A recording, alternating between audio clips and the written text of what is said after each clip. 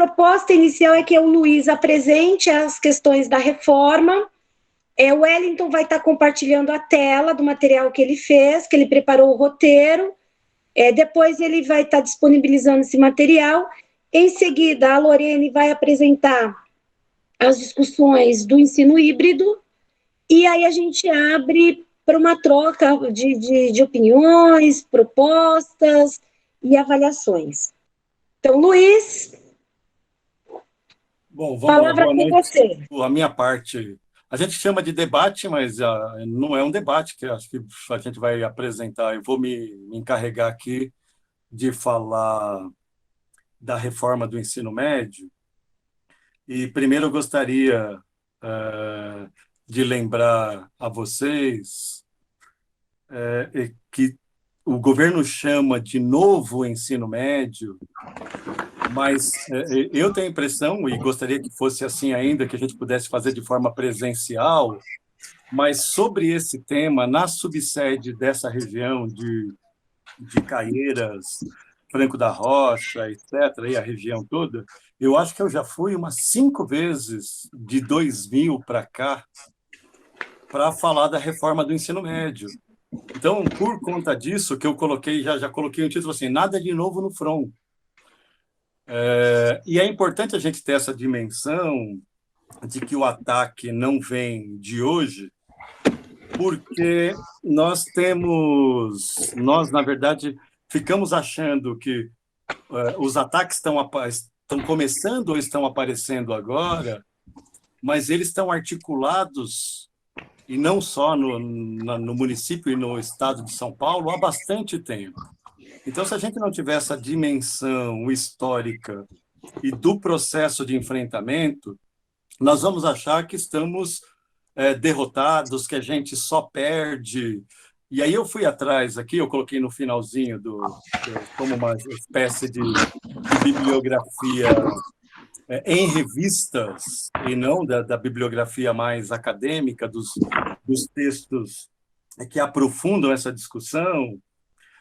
Mas eu achei aqui nos meus arquivos, eu estava falando antes aqui com quem entrou logo no comecinho, um documento da Ação Educativa de São Paulo, datado do dia 13 de maio de 96, que é um colóquio que foi feito num período em que a Secretaria de Educação em São Paulo precisava se colocar como alguém, que estava querendo discutir com a categoria uma reorganização da escola no estado de São Paulo.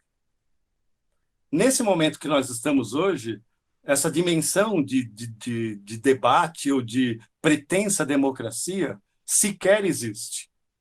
Nesse momento, o governo não dialoga, porque a correlação de forças permite a ele fazer isso. Mas por que eu estou fazendo essa breve introdução? Porque, nesse documento, a Sônia Penin, que representava a Secretaria de Educação, e aí tem o Eli Graem, a Jane Delcamp, a Beatriz, a Bia Pardi, a Lisete Arelaro, que se contrapondo a essa... mas foi um debate onde a secretaria ainda ia apresentar o seu projeto como se estivesse debatendo isso com a rede. E eu estou datando aqui porque faz 25 anos. E a pretensão da Secretaria de Educação era implementar esse projeto em 10 anos. E se a gente partir do marco histórico, que é o Plano Decenal de Educação para Todos, a Declaração Mundial de Educação para Todos de 1990, nós estamos fazendo esse enfrentamento há 30 anos. E os governos, em geral, não conseguiram ainda implementar as reformas da maneira que pretendiam. Lógico que eles estão no momento de ataque mais duro, eles estão no momento que eles acham que a pandemia, inclusive, facilita a aplicação desses projetos, mas eu queria frisar que o nosso enfrentamento enquanto categoria, enquanto classe, inclusive, porque com o apoio dos estudantes, com apoio das comunidades escolares, com apoio da classe trabalhadora, inviabilizou que esse projeto tivesse totalmente implementado. Então, a Sônia Pelim, ela apresenta a reorganização da rede estadual de ensino em São Paulo como uma revolução na educação pública, e ela não esconde, eu vou achar aqui onde ela apresenta o objetivo central, que ela não esconde esse objetivo na perspectiva neoliberal. Então, ela diz assim, ó, a reorganização da rede é um projeto que veio no bojo da política educacional deste governo, cujas diretrizes básicas são a reforma e racionalização administrativa e financeira, a mudança no padrão de gestão, e aí depois ela diz a melhoria do processo de ensino. Porque no discurso isso tem que ser apresentado como melhoria do processo de ensino, mesmo que a intenção política seja outra. Então, ela não esconde o objetivo central, que é de gestão, de financiamento, e o que eles vêm tentando implementar até o momento, e com um certo êxito, mas não com êxito total. Então, eu fiz aí, e também sem esquecer o seguinte, que a base, isso eu já falei diversas vezes, a base teórica para a implementação desse projeto no Brasil e na América Latina está numa autora que foi secretária de Educação aqui em São Paulo há muito tempo, foi assessora no Ministério da Educação no governo Fernando Henrique Cardoso, foi do Conselho Nacional de Educação, que é a Guiomar Namo de Mello. A Guiomar Namo de Mello, em 1996, que eu fui até pegar na estante ali agora há pouco, que eu sempre cito, um livro chamado Cidadania e Competitividade, onde ela apresenta a base estrutural desse projeto, que não envolve só a reforma do ensino médio, aí envolve a PEI, envolve a municipalização do ensino, que aqui em São Paulo, em grande parte, já foi feita, e uma série de outros projetos que eles vão sendo apresentados aos poucos, mas com o objetivo de uma reforma mais ampla a partir de uma visão mercadológica da educação. Então, como eu tinha dito, o marco dessa mudança, com o consenso de Washington de 89, é a Conferência Mundial de Educação para Todos, que apresenta um enfoque de tratamento. Cavuco, desliga seu microfone, por favor. Então, voltando aqui. O marco essa Declaração Mundial de Educação para Todos, que o Brasil, entre outros países, é signatário, e onde se explicita o objetivo de não tratar a educação como direito, mas a educação como mercadoria. E se a gente pegar o arcabouço legal a partir de 1990 para cá, toda a estrutura legal, lógico que não é só o aspecto legal, tem o aspecto político, tem o aspecto econômico, mas a legislação ela vai mudando e se adaptando nos níveis federal, estaduais e municipais com relação a isso.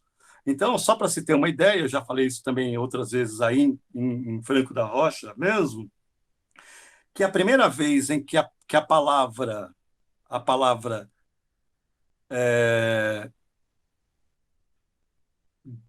em substituição à educação, a palavra clientela, se referindo à comunidade escolar e se referindo aos estudantes, aparece no Plano Decenal de Educação para Todos, que é de 1993, que vem logo em seguida, que é uma adaptação ao Brasil da Declaração Mundial de Educação para Todos.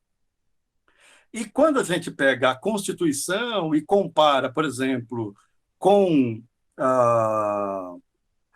a LDB, que já é de 96, a gente vai ver uma série de detalhes ali que apontam para isso. Então, por exemplo, na Constituição aparece a educação como dever do Estado, porém, na LDB, ela aparece da família primeiro e depois do Estado. E a gente fica achando que é a mesma coisa, Estado e família, família e Estado, mas não é a mesma coisa, porque aí tem um interesse da desobrigação do Estado com os serviços públicos, seja na saúde, seja na educação, seja naquilo que é da área social. Então, no plano decenal aparece isso, e aí lembrando que, do ponto de vista de financiamento, as metas indicadas nesse plano decenal, que eram para 10 anos, 93 a 2003, já era elevar, isso no discurso, o investimento em educação, depois se mudou a terminologia para manutenção e desenvolvimento de ensino, mas de 4,5% para 10%. Isso graças à luta feita anteriormente da Briga da Sociedade Civil, que tinha apresentado um projeto de Plano Nacional de Educação, que foi substituído por um outro muito pior no período posterior. E aí entrando exatamente na questão de São Paulo. Nessa época é que é aprovada a emenda 14, que vai virar o Fundef, e esse Fundef, que aparentemente é um mecanismo de financiamento da educação que possibilita o maior número de alunos no ensino fundamental, mas o objetivo explícito é a municipalização da educação fundamental, do ensino fundamental, para que, com a municipalização, o Estado cuide do ensino médio, mas cuidar do ensino médio não significa uma obrigação com o ensino médio. Cuidar do ensino médio significa criar os mecanismos de terceirização e privatização do ensino médio. E se a gente observar os movimentos governamentais de lá para cá, eles têm sido feitos nesse sentido. E aí eu vou dar um exemplo. Na LDB, quando você vai discutir currículo, e currículo é um elemento utilizado para mercantilizar, para privatizar o ensino médio, a parte diversificada do currículo, que é aquela que a Constituição permite terceirizar, privatizar, fazer parceria público-privada, na LDB de 96 é de 25%. E isso vai mexer nessa grade, inclusive, que está sendo proposta por esse chamado novo ensino médio. Eu estou indo lá em 96. Quando vem a BNCC agora, aprovada no governo Temer, esse percentual sobe para 40%. Então, o governo tenta aqui, o movimento pressiona, ele recua em alguns aspectos e depois volta com toda a carga, com um conteúdo mais danoso para o funcionamento da educação pública.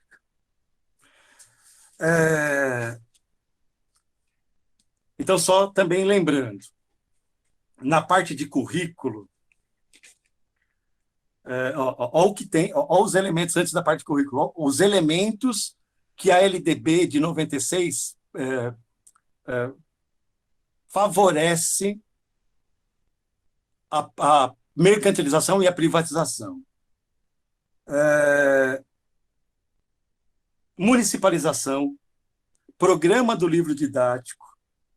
Na época, um programa que foi chamado de Programa Dinheiro Direto na Escola, descentralização da merenda, um programa criado lá no Fernando Henrique chamado Alfabetização Solidária, e um mecanismo que vai ser vinculado tanto à questão curricular como à questão da bonificação, que é criado a bonificação é criada no país inteiro com o objetivo de poder gastar uma parte do dinheiro do Fundef, depois do Fundeb, naquilo que é chamado de valorização dos profissionais do magistério, mas que é usado como uma moeda de troca para do tipo, você não falte na escola que no final do ano você recebe R$ 3.000, R$ 4.000 como bonificação.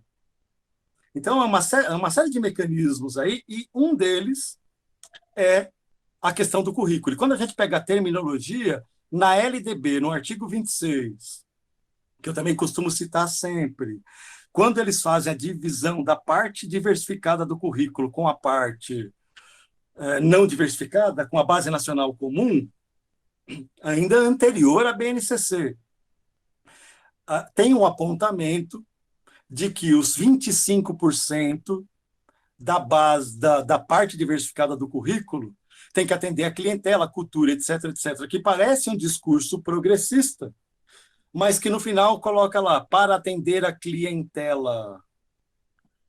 E na medida em que eu estou tratando o antigo cidadão como cliente, eu estou dizendo que a educação não é um direito, que a educação é um serviço, e como um serviço, o Estado não precisa mais ser o financiador e o gestor, desde que ele ofereça esse serviço gratuitamente. Isso no ensino superior virou... você pega no governo Lula mesmo, os programas de ensino para o ensino superior, eles, ao mesmo tempo que eles permitem um acesso maior de quem não tinha acesso, ele permite uma transferência de dinheiro público para a educação privada num patamar nunca, como Lula próprio dizia, nunca visto antes na escola, na história desse país. E no caso do ensino básico, e aí como o tempo é curto, a reforma do ensino médio é proposta pela primeira vez com um documento que não saiu das diretorias de ensino, mas vazou, e aí teve um enfrentamento e uma greve que teve, inclusive, demissões que não foram revertidas até hoje. O companheiro Tonhão, que todo mundo conhece na rede estadual, morreu sem conseguir se aposentar pelo Estado, porque foi demitido naquela greve, mas é a greve que consegue barrar a primeira tentativa de reforma do ensino médio. O documento da reforma do ensino médio chegou nas diretorias de ensino. Quando ele vazou, o sindicato conseguiu organizar uma greve que fez com que o governo arquivasse. Agora, o fato do governo arquivar essa reforma do ensino médio não significa que ele não tentou fazer essa reforma nos anos posteriores. Mas a nova tentativa real, porque aí ele desvia o foco para municipalização, ele desvia o foco para outras coisas que foi mais fácil de se implementar naquele momento, para voltar a carga na reforma do ensino médio no governo Alckmin, no ano de 2015. Mas a base da reforma ela é a mesma. A proposta de áreas do conhecimento, que o discurso pedagógico é da transdisciplinaridade, da interdisciplinaridade, mas que, na prática, é uma tentativa de você agrupar disciplinas e diminuir o custo com os docentes, porque aí se vocês pegarem as grades de ensino do período, vão perceber que as aulas de sociologia, filosofia, etc., elas vão diminuir, as aulas de história e geografia vão diminuir, e existe uma tentativa de criação de novas disciplinas voltadas para o empreendedorismo, para uma série de práticas chamadas práticas cidadãs, que é o discurso para facilitação dessas disciplinas, que não deu certo, depois o governo teve que recuar e colocar na parte diversificada as próprias disciplinas que existiam, mas é uma tentativa de já agrupar em áreas. Naquele período, no parecer e na resolução número 3 do ano de 2002, se eu não me engano, já vinha as 3 áreas, que eram as áreas de ciência, de linguagens e tudo com suas tecnologias, para poder vincular a essa ideia de que se o mundo do trabalho mudou, se o mundo do trabalho é flexível, os estudantes também têm que ter essa flexibilização, quando, na verdade, não é uma flexibilização visando formação, é uma flexibilização visando a palavra-chave do parecer daqui, foi escrito pela Guiomar Namo de Mello, e da Resolução 3, que é aprovado a partir desse parecer, é flexibilização. E aí eles apresentam lá, para dar uma cara mais pedagógica para o processo, eles falam de flexibilização, falam de contextualização, falam de formação cidadã, quando, na realidade, o objetivo ali é tentar ter, e não é aquilo que a gente chama de estado mínimo, é um estado máximo agindo para terceirizar a maior parte do currículo. Ou a maior parte, não, desculpa, não é a maior parte. Naquele período, ainda 25% do currículo. E, nesse período, 40% do currículo. Quanto tempo eu tenho ainda, Mara? Por favor. Só para ver o que eu pulo aqui ou não pulo. 10 minutos. Tá. Então, eu vou pegar aqui, ó, tem um artigo não, tem um trabalho, acho que eu não sei se é a tese de doutorado da Sônia Krupa, na década de 90, que ela faz uns levantamentos, deixa eu ver se eu anotei aqui, sobre a proposta do governo de São Paulo nos anos de 1998 até 2000. Vou ver se eu acho aqui.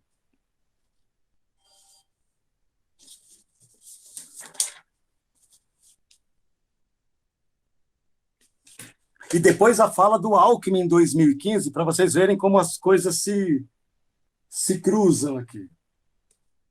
A reforma do ensino médio do Alckmin foi apresentada sem nenhuma discussão.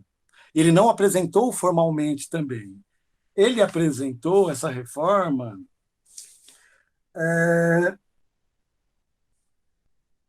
na imprensa, e ela não foi realizada também, porque depois o Temer dá conta de fazer, ela não foi realizada também porque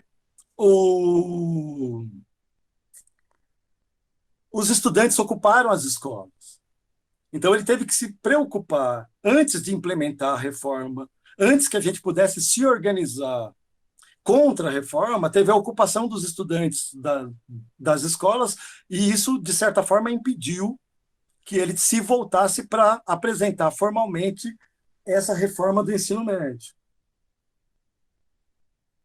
Deixa eu achar a frase da Sônia Krupa.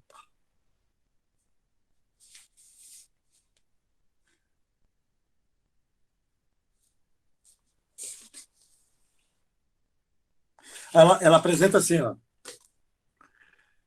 que o governo de São Paulo, por conta dos empréstimos do Banco Mundial, eles tentam acelerar as reformas. E nessa aceleração de reformas, eles começam com a municipalização e, depois da municipalização, eles avançam para tentar fazer a reforma do ensino médio do ano 2000. Não conseguindo fazer a reforma do ensino médio do ano 2000, eles voltam na municipalização. Quando voltam na municipalização, eles conseguem municipalizar 27% da rede, principalmente nas cidades do interior. Eu me lembro que eu estava na rede estadual, que aí próximo, em Jundiaí, o governo do estado de São Paulo fez um acordo que parecia um excelente acordo para a prefeitura municipal e parecia um excelente acordo para os professores que receberiam mais. Lá na frente, quando não tinha mais recurso do Fundef, ainda Fundef, para bancar o salário dos professores, as prefeituras tentavam devolver os professores para a rede estadual, dizendo que não queriam mais a municipalização, mas aí a configuração, a mudança de município de um professor, a situação da carreira desse professor, alguns tiveram que aceitar para ganhar mais, entre aspas, a serem professores das redes municipais, Mas o governo jogou fortemente na municipalização. E não conseguiu fazer totalmente também, porque as contradições apareceram, e isso se tornou um problema para a própria rede, mas o governo não voltou atrás no processo de municipalização. Quando o Alckmin apresenta a sua reforma do ensino médio, ele vai para a imprensa e ele diz o seguinte no jornal O Globo: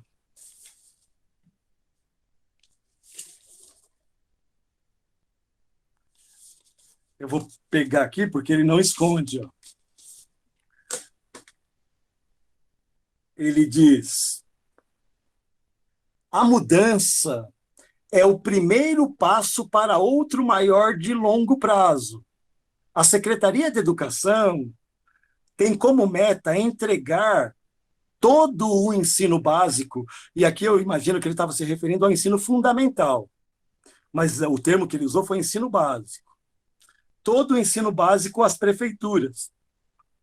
Aí o jornal diz, é a chamada municipalização do ensino, o texto do jornalista.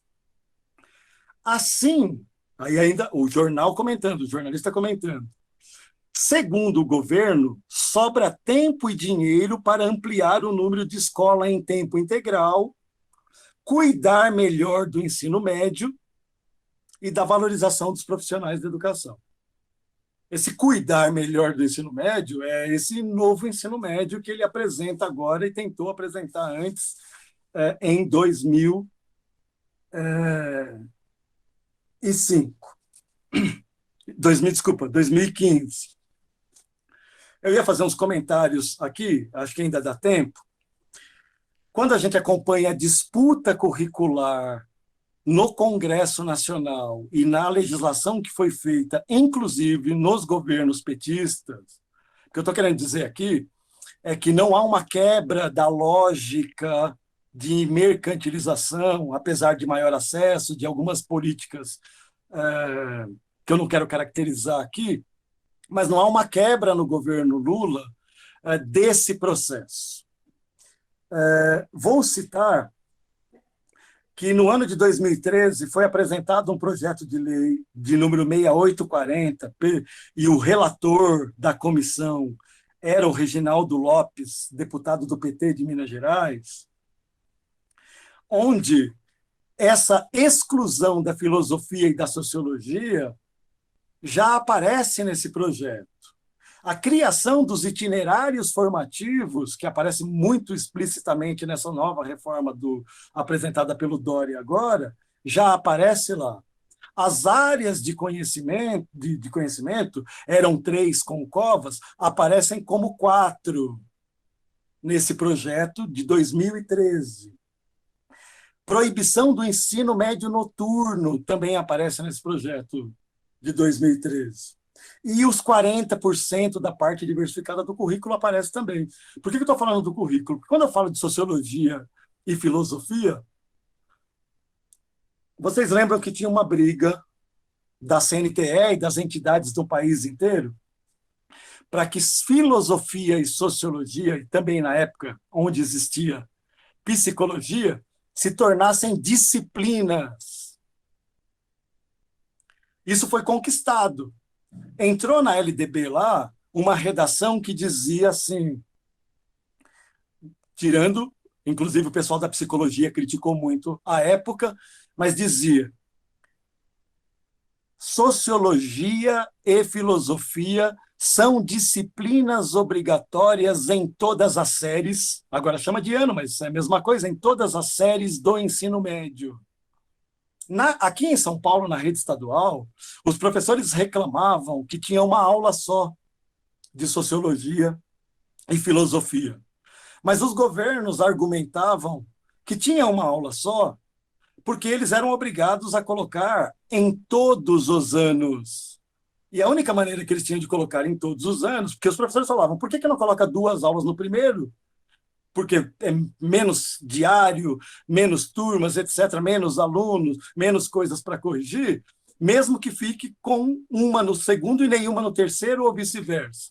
mas a legislação dizia que era obrigatório como disciplina em todos os anos. Na LDB modificada pelo governo Temer, praticamente não existe a palavra disciplina.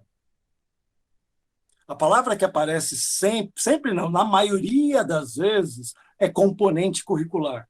Não é a mesma coisa. O governo do Estado de São Paulo, nessa reforma, agora no novo ensino médio, trabalha com componente curricular. E o parecer dessa comissão, e o que depois virou o projeto de BNCC, vai acabar com sociologia e filosofia como disciplina, aparece agora como abordagem, não é esse termo que está lá, mas como abordagem obrigatória. Então, eu não preciso ter a disciplina desde que isso apareça em algum momento, independente onde. E, no parecer do Reginaldo Lopes, à época, também dizia que... deixa eu ver aqui como o termo certinho para vocês verem como isso virou no governo Dilma, em 2012, na Resolução 2, que foram as novas diretrizes curriculares do ensino médio, que depois virou uma diretriz da educação básica, mas não mudou o conteúdo ali na hora que virou da educação básica. O ensino médio é apresentado nessa resolução, que já vem desse parecer do projeto de lei, como direito de cada pessoa. O Estado tem o dever de ofertar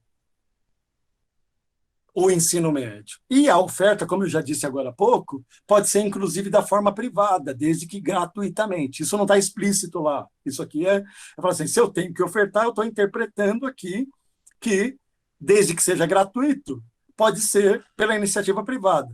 Eu não sei se vocês também se recordam ou sabem que no período de disputa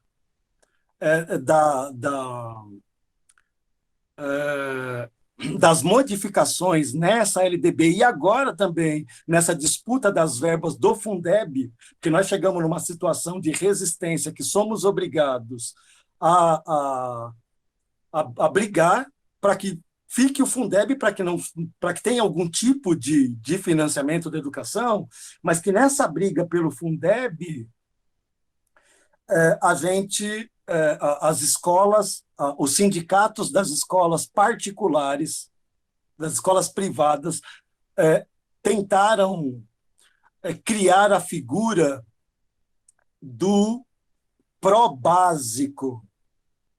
O pró-básico era um pró-uni para o ensino médio, que eles não conseguiram fazer vingar lá atrás e tentaram agora, disputando a forma, agora nessa nova batalha, agora mais recente, tentando garantir parte desse financiamento para as escolas privadas. E essa disputa ainda está em aberto no Congresso Nacional, porque eles não desistiram de fazer essa disputa. Mas, concluindo. Esse debate sobre disciplina, para concluir, e componente curricular, vem desde 96. Desde 96. E agora eles viram o melhor momento para poder fazer isso. O novo ensino médio, só para concluir, Mara, aqui, o novo ensino médio do Dória, a base é a mesma.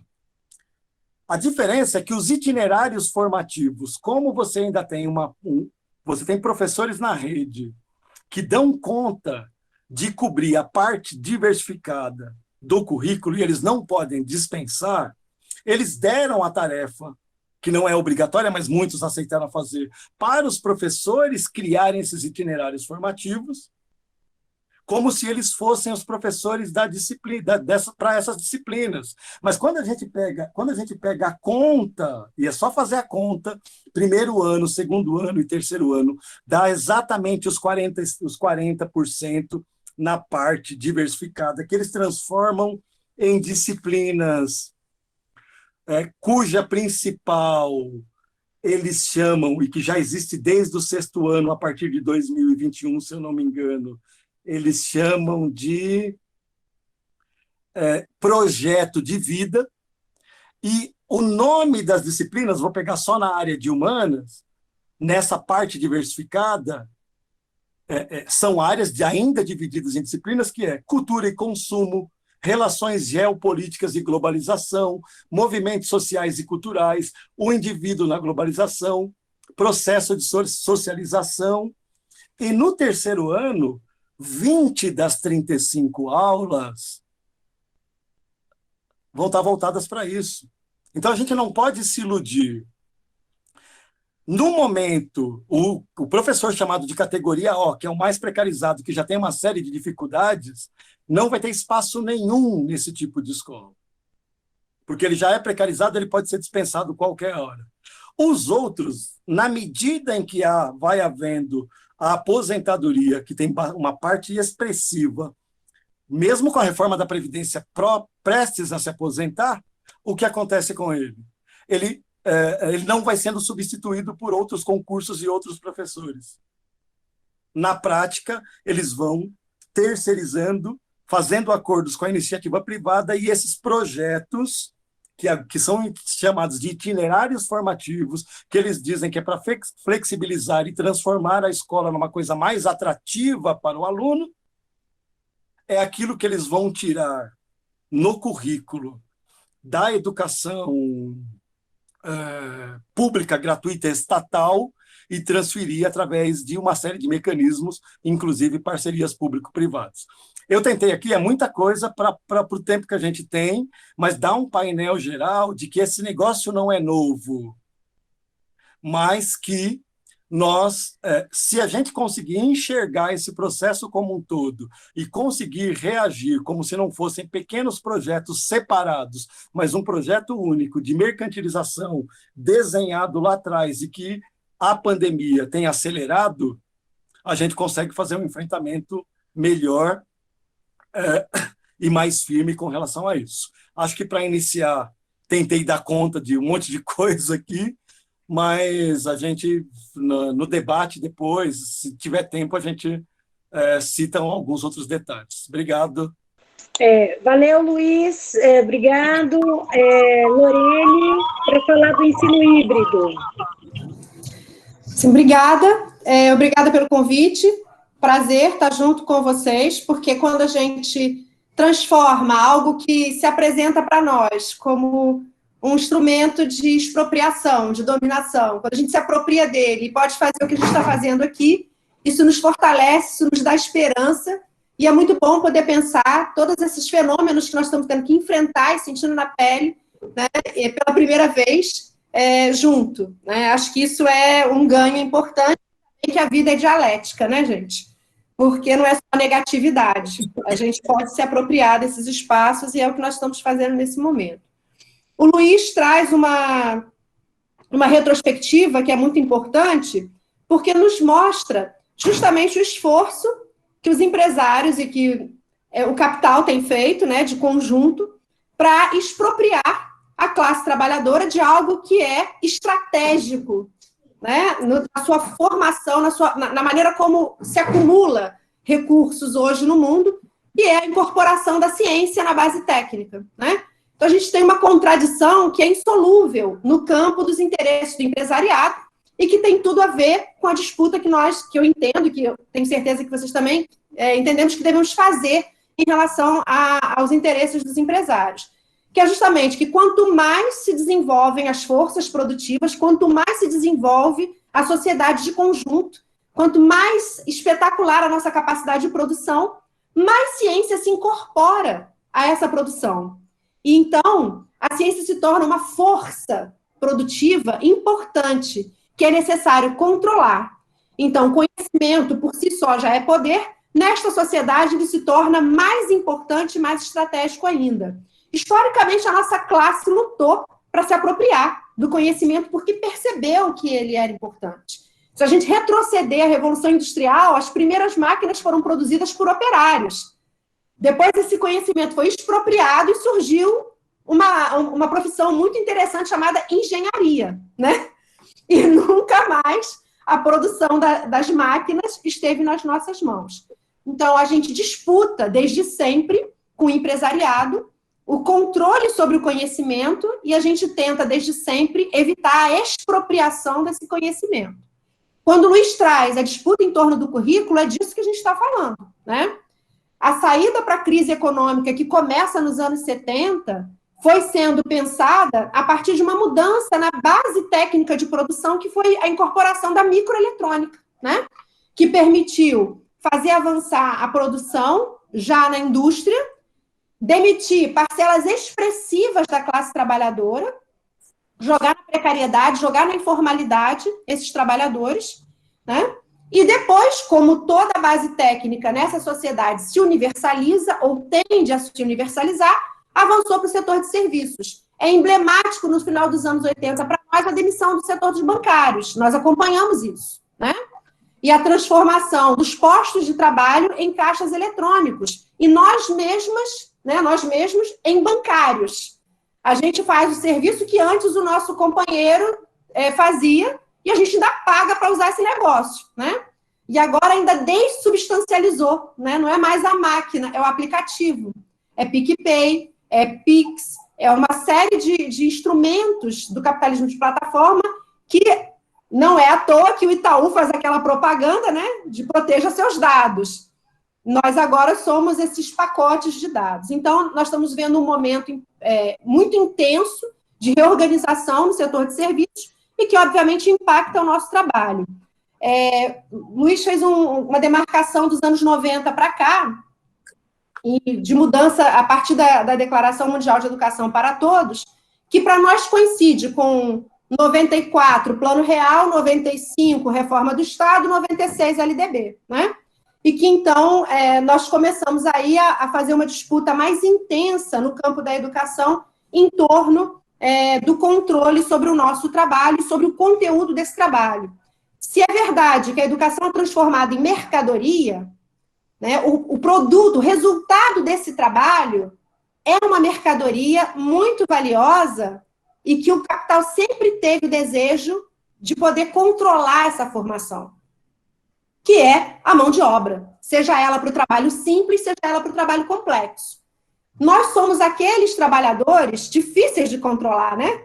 Porque a gente se forma, a gente estuda, a gente se torna intelectual, e com a expansão, com a necessária expansão dos anos 70 para cá, né, do acesso ao conhecimento, pelo menos na educação básica, foi necessário expandir também o acesso dos trabalhadores ao ensino superior. Nós vivemos isso na nossa geração, e vivemos isso também a partir da reforma que Luiz apresenta no governo Lula da Silva, que se fez dando com uma das mãos aquilo que era a reivindicação da classe trabalhadora e da juventude, o acesso ao ensino superior, mas tirando com a outra e repassando para o empresariado na forma de apropriação de fundo público, né? Com perdão de dívidas, de impostos e de previdência da ordem de 2,5 bilhões de reais. É isso que é o ProUni e o Reúne, e o FIES, né? Bom, nesse sentido, a degradação das nossas condições de trabalho, a tentativa de ampliar sem incorporar mais recursos, né? Garantindo que o fundo público esteja nas mãos do empresariado para outras coisas, degrada o nosso trabalho e degrada a formação. Isso não é à toa, né? Países como o Brasil, outros países latino-americanos, África, né? O continente de conjunto e algumas regiões da Ásia são os setores onde, historicamente, se produziu um nível de exploração muito mais brutal. Florestan Fernandes nos ensinou isso, né? A forma dependente do capitalismo exige uma autocracia burguesa e uma exclusão de direitos, que aqui se travestem em privilégios de setores muito específicos. Bom, a reorganização internacional do trabalho e da produção no momento de crise de acumulação levou também a uma reorganização do mundo do trabalho e, por conseguinte, da educação. Se nós somos um país de capitalismo dependente, e nós observamos desde o governo de Fernando Henrique Cardoso um processo de desindustrialização, nós precisamos impedir que essas forças produtivas no país avancem demais. Então, eu quero o ensino na justa medida que interessa ao empresariado a exploração dessa mão de obra.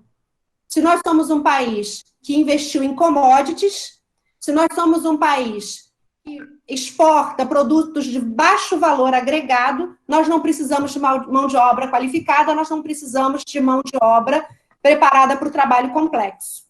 E isso se fala desde que Renato era ministro da Educação, que eles preferiam comprar de fora a tecnologia, o conhecimento, do que produzir aqui porque era mais interessante. Coisa nenhuma, né?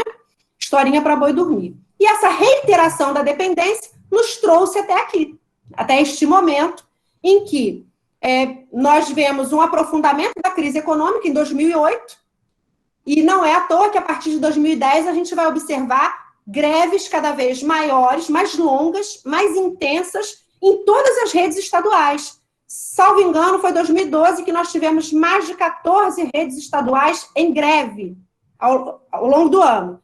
Sabe-se lá, Deus por quê?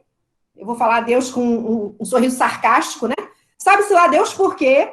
A CNTE não unificou essas greves, porque, inclusive, a gente tinha quase que uma pauta única em todas elas, né? O pagamento do piso salarial nacional, que também foi um instrumento que chegou ao absurdo de reduzir os nossos salários, né? Quando coloca aquela palavrinha, pagar o piso salarial nacional para jornada de até 40 horas. Né? Então, conseguiram essa mágica, né? Reduzir o nosso salário. E a gente teve que optar por uma jornada cada vez maior, isso é a expressão da intensificação do trabalho, que é combinada com a expansão das redes à custa das nossas condições. Bom, para fazer vou tentar fazer um painel das greves, o Luiz também citou isso, né, nessas reformas recentes, a gente teve, em 2015, vamos voltar, 2013, jornadas de julho, né, a gente já estava enfrentando as retiradas de direitos, 2014, queremos escola, queremos educação, saúde, padrão FIFA.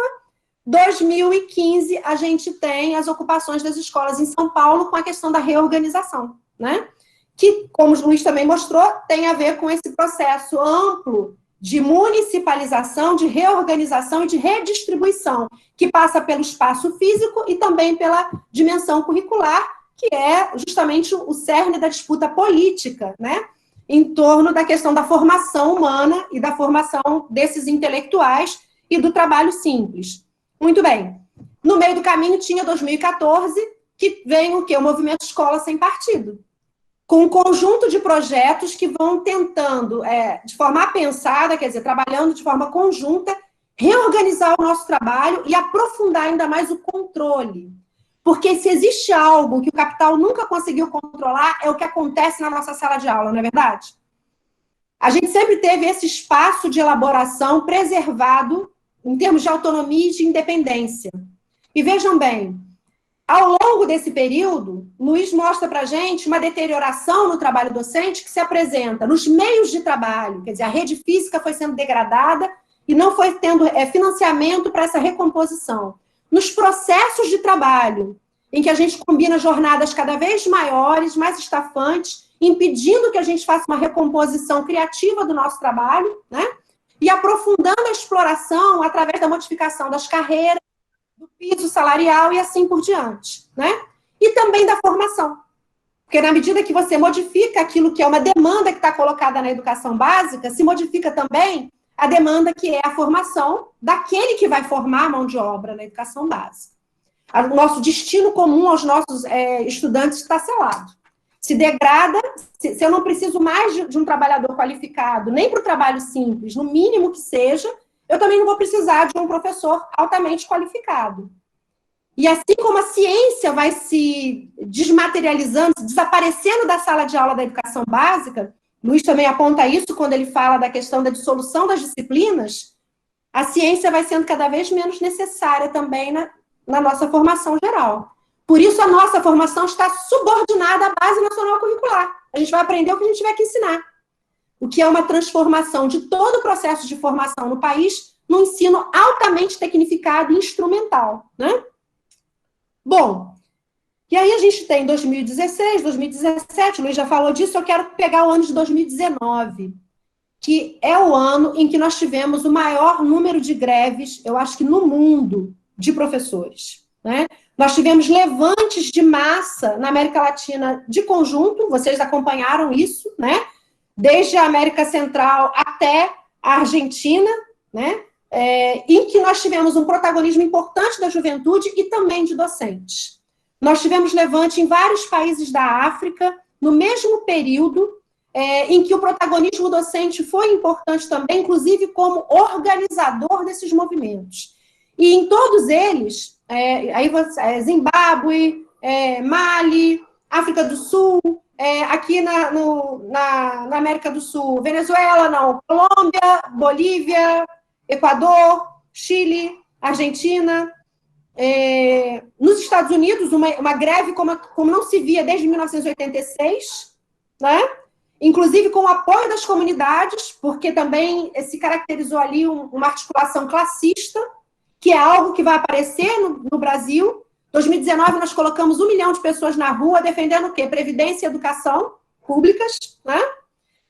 Nós temos a maior greve da humanidade na Índia, com uma população na rua maior do que a população brasileira, para não falar de greves na Bélgica, na Holanda, que foi uma greve unificada de todos os docentes, em Portugal, com a greve geral que teve lá, dos coletes amarelos articulados com os professores na França, em todos esses lugares, 3 coisas fundamentais defendidas junto com o conjunto da classe trabalhadora. Salário, porque em muitos desses países que eu citei, os professores ganham, eu só lembro dos que eu lembrei aqui, tá, gente, nessa correria. Tem mais. Salário, porque em muitos deles os professores ganham abaixo da linha de pobreza, né? Chile é uma situação dramática, porque pela privatização, pela situação dos vouchers, né? Por condições de trabalho e segurança nas escolas, pelas aposentadorias e pela educação como direito.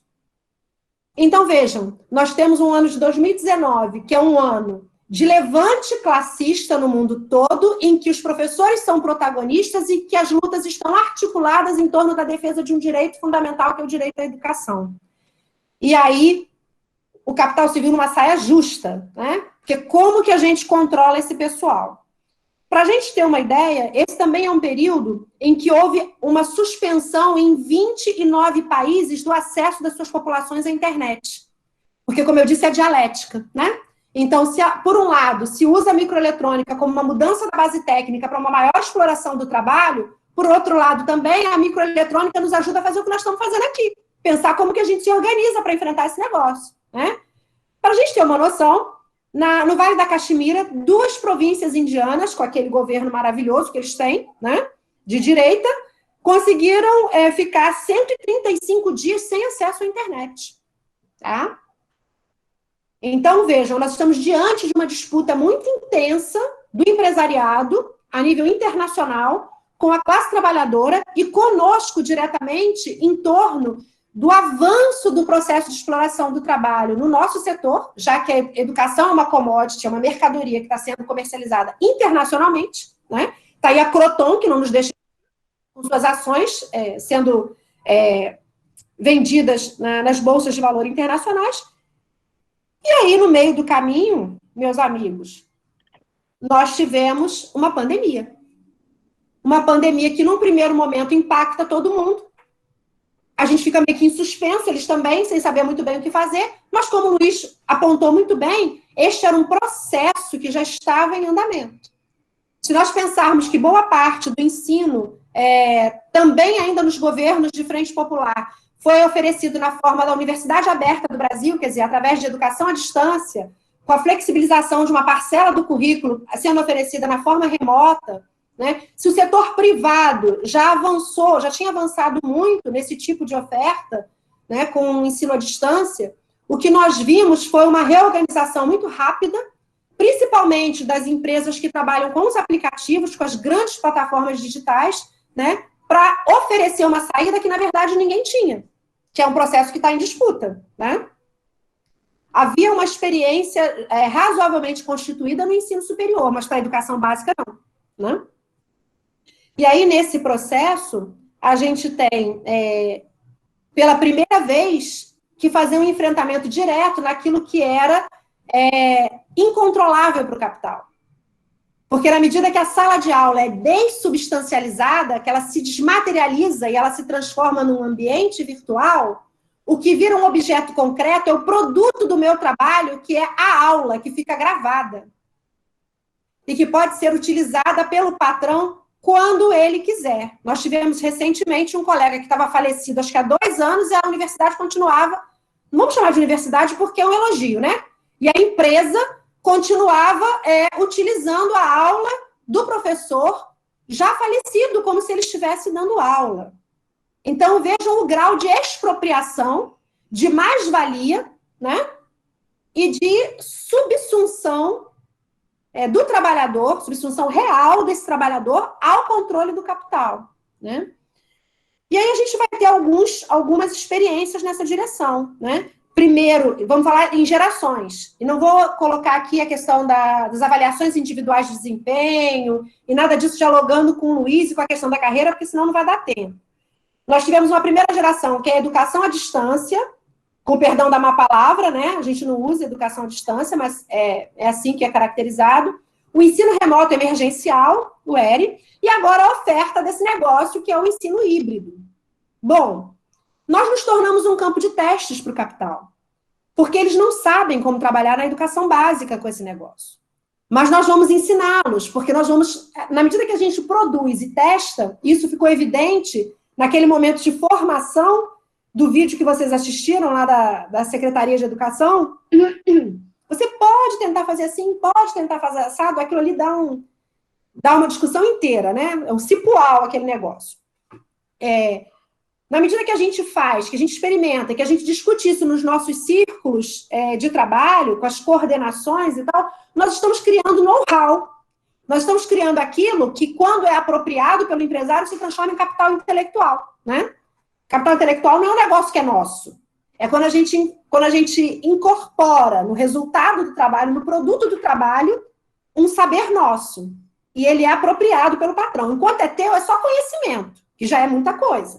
Mas quando você objetiva isso, né, quando você transforma isso no resultado do seu trabalho, isso é apropriado pelo patrão, isso vira capital intelectual. Então, nós estamos agora sendo utilizados como um campo de testes para esse negócio. Porque é vendido para nós isso aqui como sendo a quintessência, a quinta maravilha do mundo, a melhor ferramenta pedagógica, aquela que enriquece a formação, aquela que se apresenta como um instrumento maravilhoso para potencializar a aprendizagem. Isso pode ser assim, mas não é verdade que isso é assim na mão do empresariado, nem na mão do governo. Na mão dessas pessoas, isso se transforma em uma outra coisa. Isso deixa de ser uma ferramenta pedagógica e se transforma numa máquina que dá para a gente a forma, o ritmo, a jornada, o conteúdo e controla o processo de trabalho. Então, ela se transforma naquilo que o Marx chamou de maquinaria. Tá? E nos subordina, né? A melhor metáfora visual disso é o Chaplin passando no meio das engrenagens, né? Que é a subsunção real do trabalhador à máquina, àquilo que deveria ser uma ferramenta. Nós nos tornamos a ferramenta, né? E é isso que é a expressão da subordinação do trabalho. Bom, se é verdade que eles vão incorporar mais tecnologia no nosso trabalho, isso significa que o fundo público vai ser deslocado para esses caras e que o nosso trabalho vai sendo empobrecido. Porque nós não vamos mais trabalhar com disciplinas. Não é necessário ensinar ciência para os meninos. A Base Nacional Curricular Comum simplifica todo o conhecimento. Você tem descritores das habilidades e competências, né? E não é mais ciência, gente.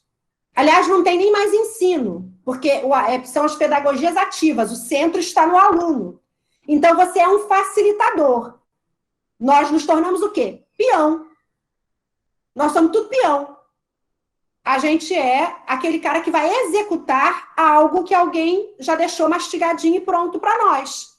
Vai chegar assim daqui a pouco.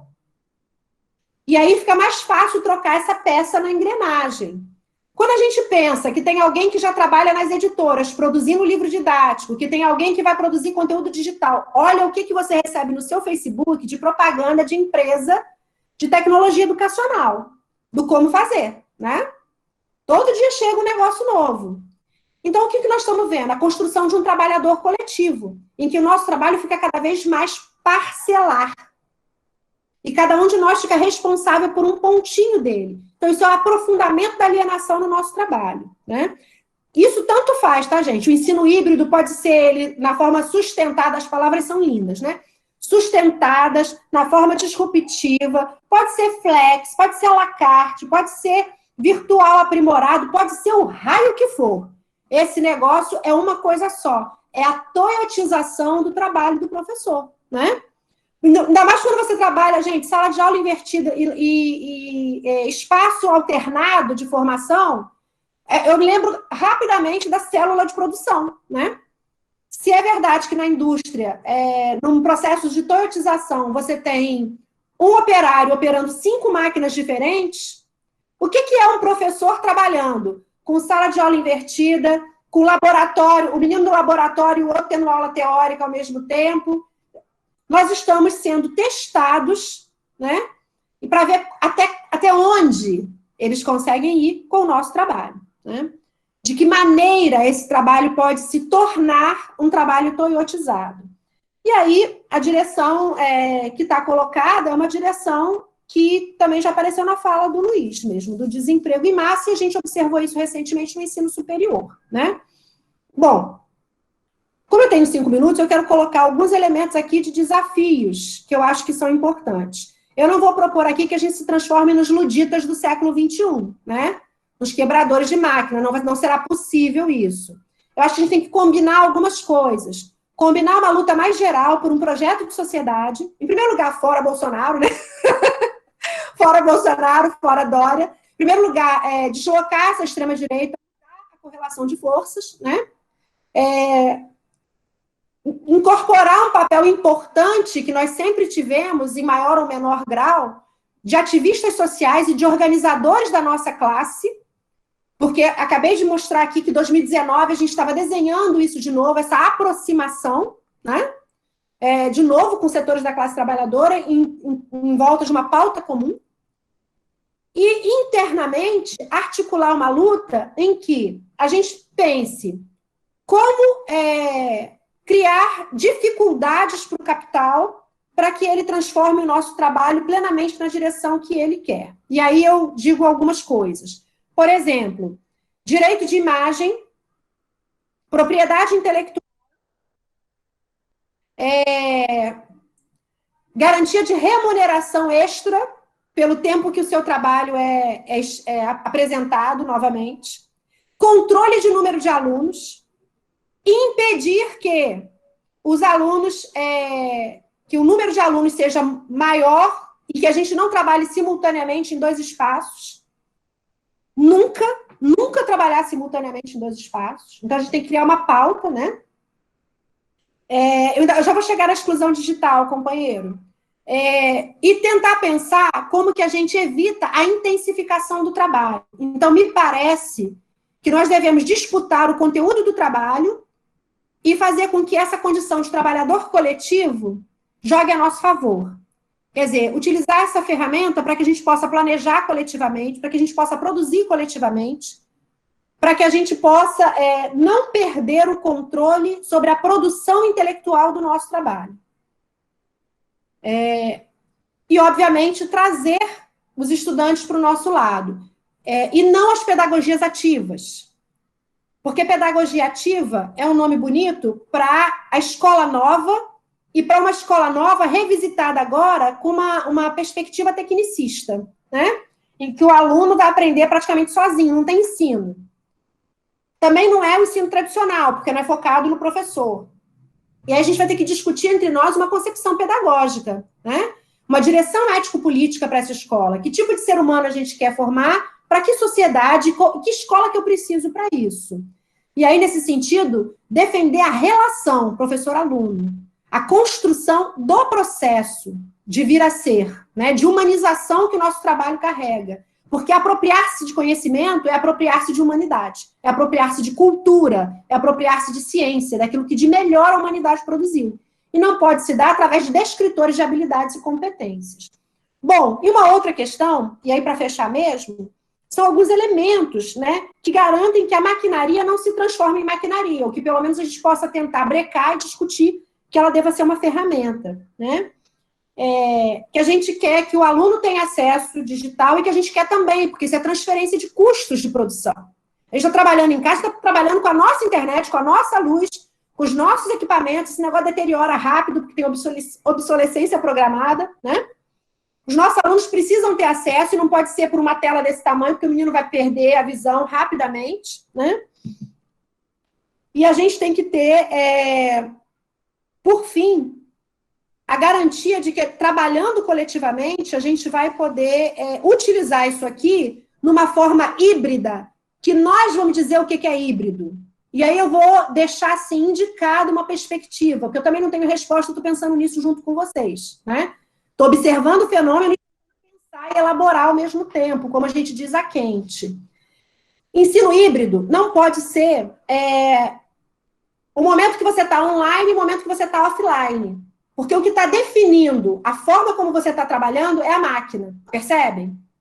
Não pode ser na forma que está sendo apresentado para nós com essas coisas todas, sustentado, disruptivo, não sei o que tal, porque está tudo vinculado à máquina. Ensino híbrido para nós, pelo menos na perspectiva que eu estou defendendo, tem que ser momento presencial e momento remoto. E esse momento remoto não está vinculado necessariamente ao digital. E aí vou lembrar que a experiência da pedagogia da alternância, por exemplo, em que você pode ter um momento em que o menino vá produzir, ou vá pensar, ou vá pesquisar, ou vá observar algum fenômeno que pode ser virtual ou não.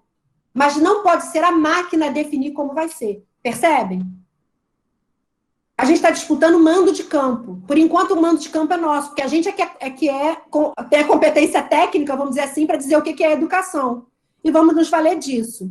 Nesse sentido, e aí eu fecho, a gente tem tentado desenvolver alguns elementos para discussão aqui na Frente em Defesa da Educação Pública, em Juiz de Fora. A gente tem pensado como que a gente pode disputar contra os empresários e contra os governos a compreensão das comunidades sobre o que deve ser a educação e como deve ser esse retorno. E aí a gente construiu, numa política de frente única, um que a gente está chamando de protocolo sanitário, que, obviamente, não está pensando a volta agora que nós não somos negacionistas. Mas a gente está entendendo que defender vacinação para os professores não é suficiente e não protege os alunos. E se a gente é vacinado, a gente fica numa sinuca de bico, porque a gente é obrigado a voltar. E a gente não discute a materialidade da educação.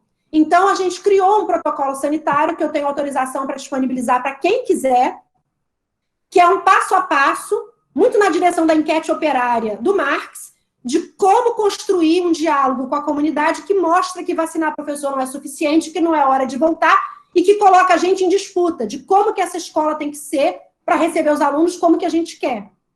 Então, a gente faz um levantamento nas escolas com a comunidade, em comitês por escola, do que aquela escola precisa para ter retorno com segurança. E aí a gente disputa o fundo público. E agora a gente está passando para o momento de discutir o protocolo pedagógico. Quer dizer, que escola é essa que a gente quer? Porque a gente não vai voltar de qualquer jeito, a gente não vai voltar para o novo normal, e a gente não vai voltar para o que era antes. A gente quer sair da defensiva e partir para a ofensiva. Encerro, gente, desculpa, acabei falando muito. Então, companheiros, assim, as duas falas foram muito boas, muito enriquecedoras, né? Mas, assim, a discussão está muito gostosa, foi extremamente produtivo, enriquecedor. Então, assim, a gente só tem a agradecer de coração, aqui em nome da Conspiração Socialista, da Travessia. A gente agradece a companheira Morelli, indicada pelo companheiro Mauro, né, como militante da resistência, que constrói junto conosco o coletivo Travessia. E aí ficou, né, o nome do nosso coletivo, ele tem tudo a ver com esse encerramento. Nós estamos numa travessia de buscar novas alternativas, como o Alfredinho disse aqui no chat, né, que a gente está, ele usou o termo aprendendo, como aluno, né, ele está como aluno aprendendo e debatendo quais ferramentas a gente utilizar aí na luta e na organização da classe. Eu acho que essa é a ideia da gente estar aí com as contribuições do Luiz, são sempre muito ponderadas, muito importantes, muito embasadas. A Lorene também contribuiu muito, então fica aqui o nosso agradecimento e que a gente possa, né, como o Luiz propôs, a Lorene deixou aí um monte de tarefa para a gente pensar, o Luiz também, mas pensar em novos encontros para aprofundar mais. Então, o nosso agradecimento aos companheiros e todos que estiveram aqui conosco, das diversas regiões.